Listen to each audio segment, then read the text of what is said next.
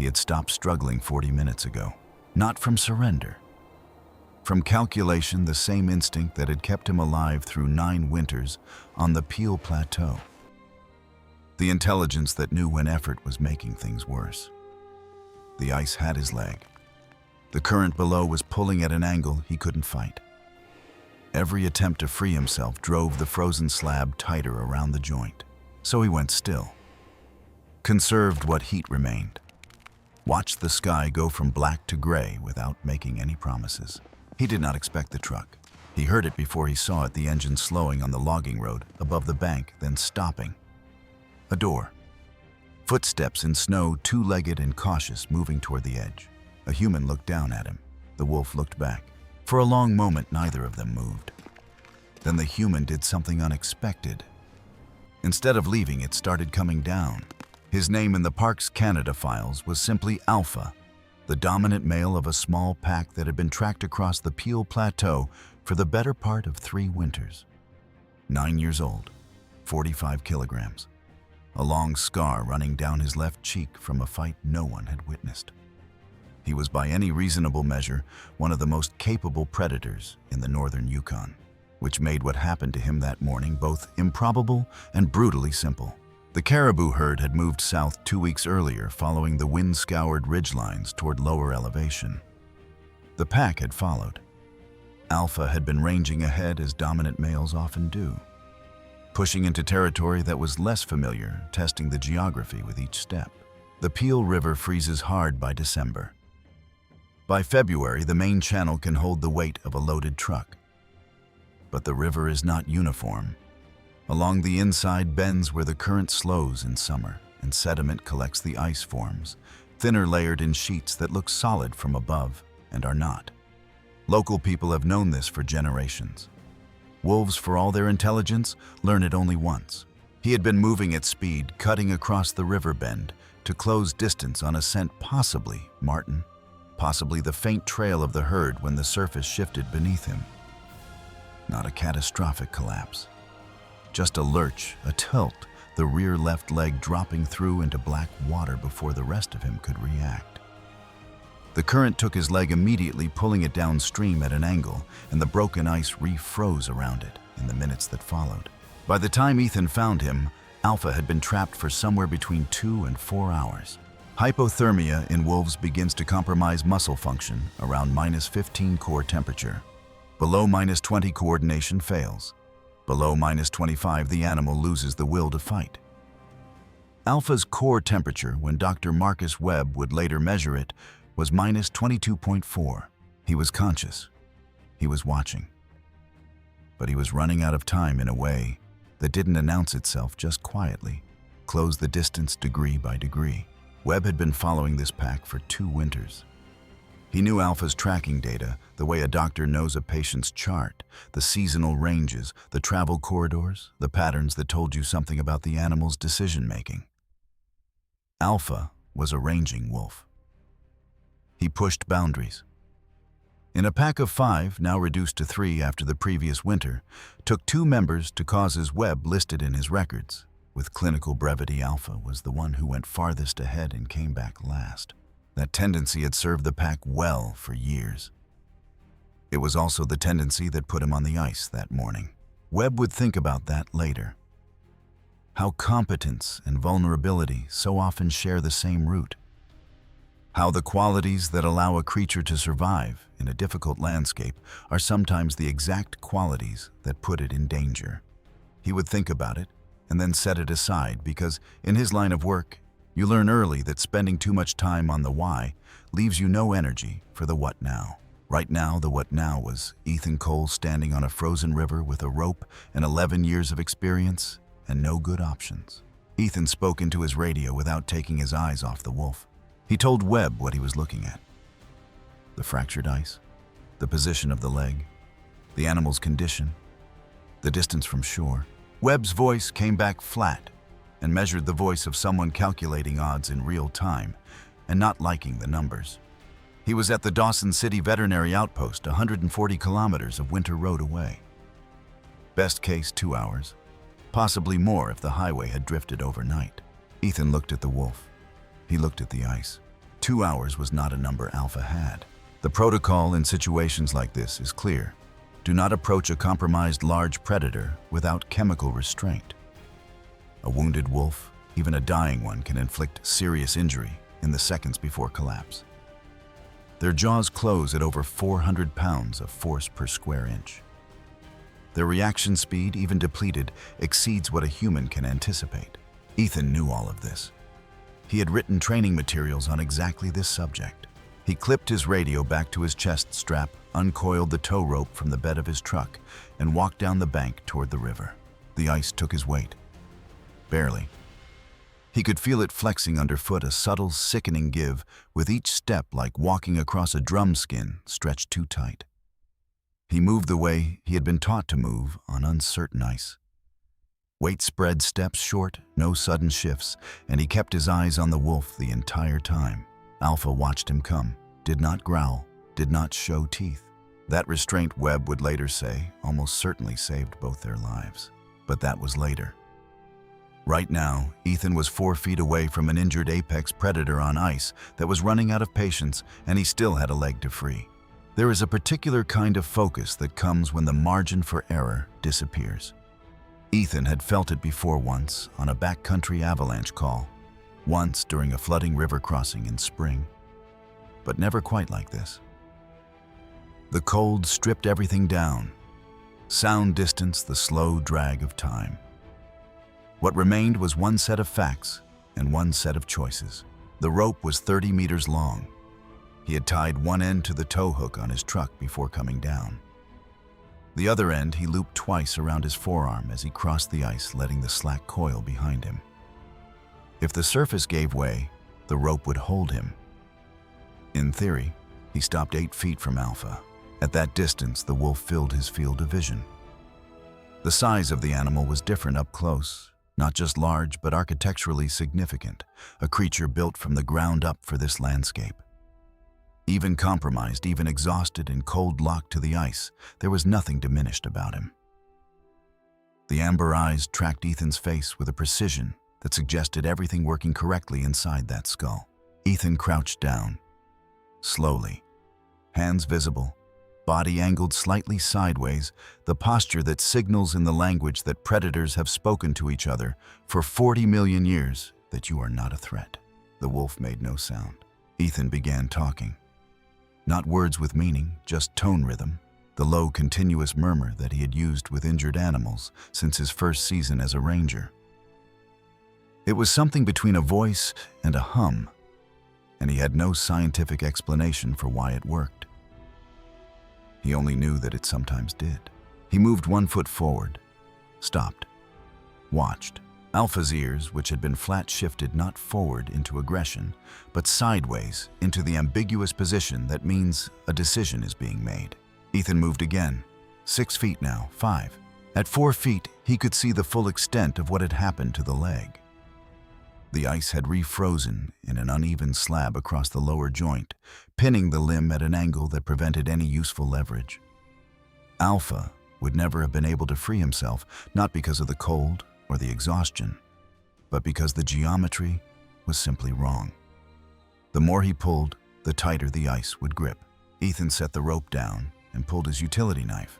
What followed was 20 minutes of the most precise, patient work he had ever done. Chipping at the ice with the spine of the blade, one careful strike at a time, never hard enough to send vibration through the slab, never close enough to touch the leg. Alpha watched every movement. Twice he lifted his head.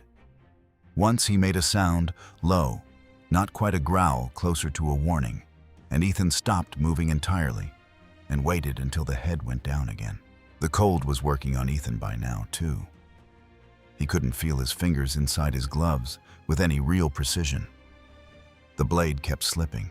He told himself not to rush. On a fractured river in the Yukon in February, in the dark, before a pale winter dawn, rushing is how people die. He thought about the rope, about the angle of the leg, about the way Alpha's breathing had slowed in the last few minutes, not deterioration, but something closer to tolerance. The wolf had made a calculation of some kind. Ethan couldn't name it in any precise way. He only knew that the energy between them had changed and that he needed to honor that change by not doing anything sudden or stupid. The chip work continued, fragment by fragment. The blade was meant for cutting rope and opening packaging, and the 100 small tasks a ranger's day required not for surgical ice removal at 4 feet from a predator. But it was what he had, and so it was what he used. At some point, the sky began to lighten. Not dramatically, the Yukon winter doesn't do dramatic dawns, just a slow, reluctant brightening, the dark giving way by degrees. In that shifting gray light, the wolf looked different. Older somehow, more tired. But the eyes were still tracking every movement Ethan made, and there was still something behind them that was fully present. Ethan found himself talking more. Not instructions, not reassurances, just language filling the silence between knife strikes with the continuous quiet sound of a human voice that meant no harm. He talked about the river. He talked about the cold. He said things that made no particular sense and were not meant to. He was speaking to the part of the wolf that understood tone before it understood anything else. The ice gave its final piece. Slowly, the ice began to give way around the joint. Not all at once in fragments, each one requiring its own careful removal, placed behind Ethan on the ice so they wouldn't slide and make noise.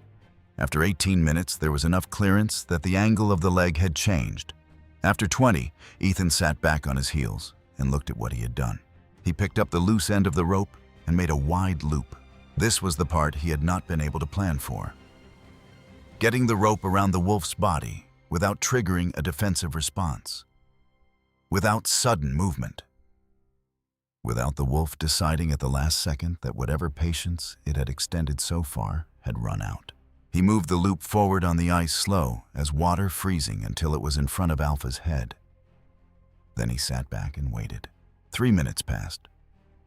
The light was changing the flat pre-dawn gray, beginning its slow shift toward a pale, cold blue. Alpha moved his head, looked at the rope, looked at Ethan.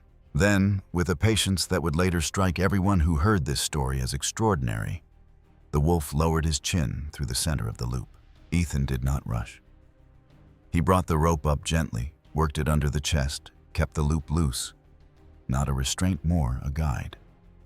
He repositioned himself beside the wolf's hindquarters, took the rope in both hands, and pulled. Alpha scrambled. For one terrible second, the ice cracked a sharp retort that echoed off the tree line, and Ethan felt the surface drop a quarter-inch beneath him. He pulled harder. Alpha's leg came free of the ice with a sound that Ethan would describe later in his incident report, simply as bad. The wolf lurched forward onto all 4 feet, and then he turned. Ethan Cole did not move. He would say later that he wasn't brave in that moment. There simply wasn't time for a decision. The wolf was standing over him, all 45 kilograms of him, and the ice between them was making sounds that suggested it had opinions about the situation. Ethan's legs were folded beneath him. He had dropped the rope. His hands were open on the ice in front of him, palms down. Alpha's breath came in visible clouds in the cold air. He was looking directly at Ethan's face from a distance of less than 3 feet. Ethan held eye contact. Not in challenge, in the same deliberate, quiet way he had approached the whole morning. He did not look away. He did not move.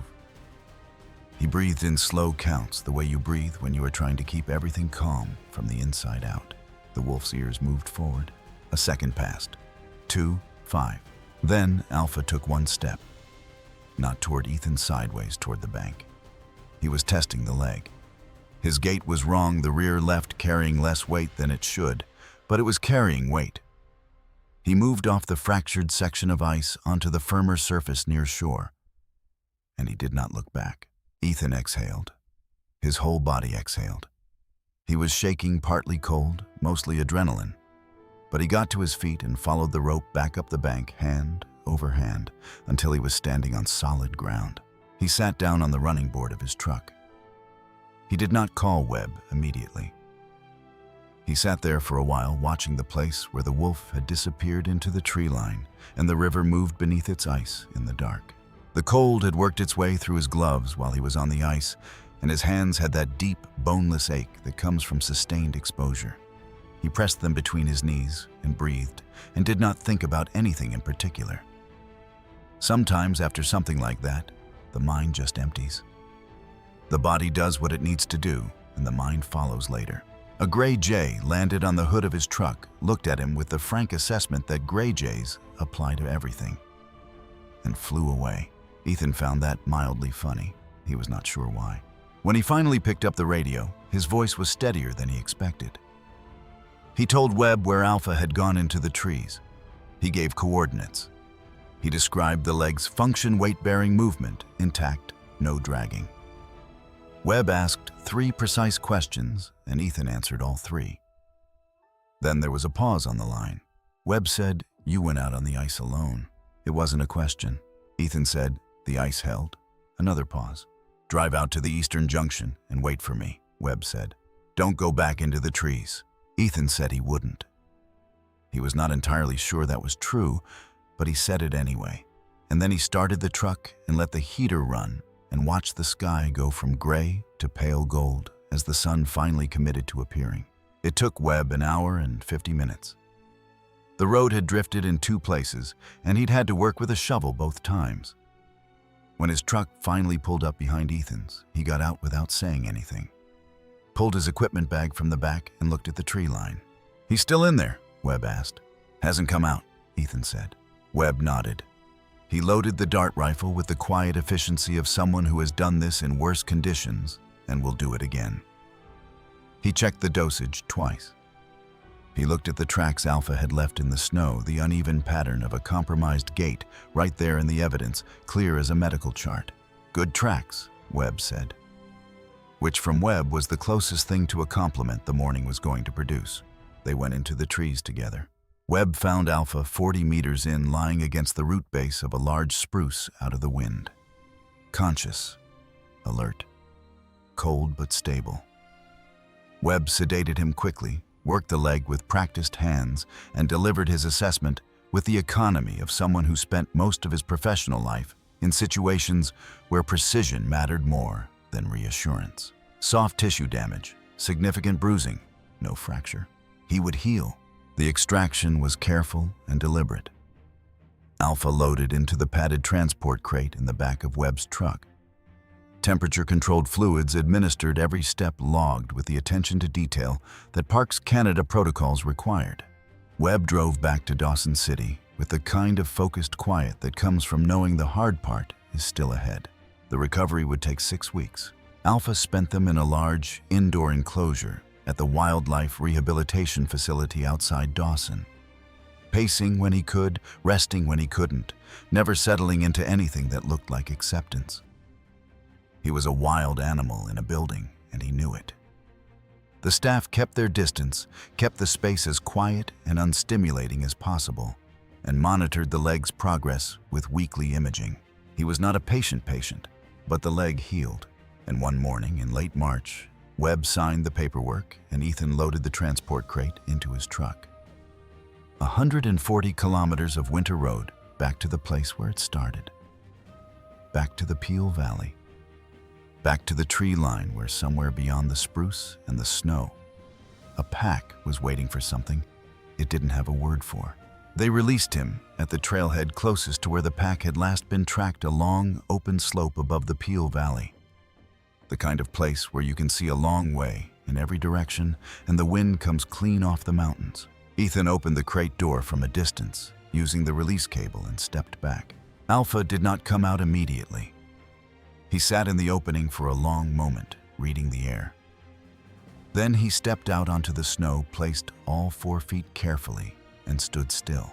The leg held. He moved a few steps, stopped, moved again. The gait was not quite symmetrical, a slight hitch on the left that might or might not resolve with time.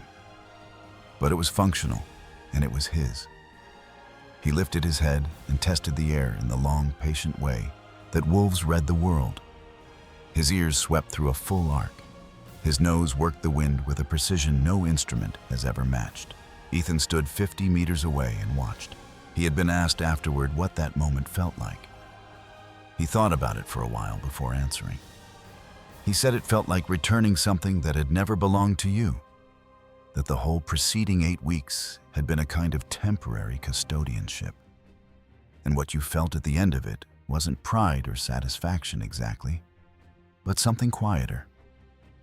Relief that the transaction was complete, that the thing was back in its proper context. Alpha turned toward the tree line. He moved at a walk first, then a trot, the snow compressing softly under his weight. At the edge of the trees, he stopped. 2 shapes emerged from the spruce, one large, one small. The female, slightly built, with a notch in her left ear, came first. Then the juvenile, all long legs and uncertainty, picking his way through the crusted snow with the careful steps of an animal still learning what his body can do. The reunion was not dramatic. There was no running, no obvious display. The 3 wolves stood together in the tree shadow and moved through the quiet rituals of reacquaintance scent, contact, the slow restoration of a social architecture that had been suspended for 6 weeks. What happened in that tree line was not witnessed by Ethan or Webb. It was between the wolves. The trail camera recorded shapes and outlines in infrared proximity movement, stillness. But the interior of what passed between those animals belonged entirely to them. Which is as it should be. Webb, watching through binoculars from beside the truck, made a note in his log. The Parks Canada trail camera on the ridge above them captured the whole thing in grainy infrared footage that was later viewed, shared, and watched by more people than anyone in the Dawson City Wildlife Office had anticipated or particularly planned for. In the comments section of the Parks Canada social media post, someone wrote, "I don't know why I'm crying. I don't even know these wolves." Someone else replied, "You don't have to know them. That's kind of the whole point." Ethan drove back to Dawson City alone. The road was clear. The sky above the Peel Valley was the particular shade of deep blue that only exists in the north in March, hard and clean and without compromise, the color of a world that has never needed permission to be what it is. He didn't take any photographs. He never did. The Peel River ice broke up in late April, the way it always does. First, a low grinding in the night, then open water spreading from the bends outward, then the full current running again by May. The pack's trail camera signals moved north with the season following the caribou back along the ridge lines toward summer range. Webb checked the data periodically. Alpha's GPS collar fitted during the recovery showed a gait pattern that had normalized by June. The hitch was gone. There is a tendency when stories like this reach people to make them into something larger than what they were, to find in them a message about connection across impossible distances, about wildness and humanity meeting in some redeemed middle ground. That instinct is not wrong exactly, but it misses something. What happened on the Peel River that February morning was simpler than a metaphor. A man got out of his truck in the dark. An animal was in trouble. The man walked out onto uncertain ice with a rope and a knife and a great deal of patience. And he did the thing in front of him without overthinking it. The wolf did not thank him. It had no framework for gratitude. It simply walked back into the world it had come from, reclaimed its place in a landscape that had been there long before either of them, and continued doing what it had always done. That might be the most honest version of the story. Some places are still wild enough that this kind of thing happens without an audience. Some people still work in those places, making decisions that no one will see for animals that will never know the difference. That work matters, even when the wolf walks away without looking back. Especially then. The Yukon doesn't deal in neat lessons. The animals that live there don't exist to teach us things. They exist because they have always existed, because the land still has room for them, because enough has been preserved through effort, through legislation, through the unglamorous daily work of people like Ethan Cole and Marcus Webb, that wild things can still move through wild country and be simply wild. Alpha's pack spent the following summer on the high plateau. The collar data showed good ranging, healthy movement, the steady rhythms of a pack that was intact and functional. The limp did not return. By August, Webb noted in his report that without knowing the history, you would not be able to identify Alpha as the animal who had spent 6 weeks in rehabilitation. He moved like what he was, a healthy, mature apex predator in full command of his landscape. That is, in the end, what all of this was for. Not the story, not the footage, not the comments section, just that. A wolf moving through the snow at the top of the world, as if nothing had ever stopped him. If this story stayed with you, subscribe, because the wild places are still out there, and they still have things to show us if we're quiet enough to watch.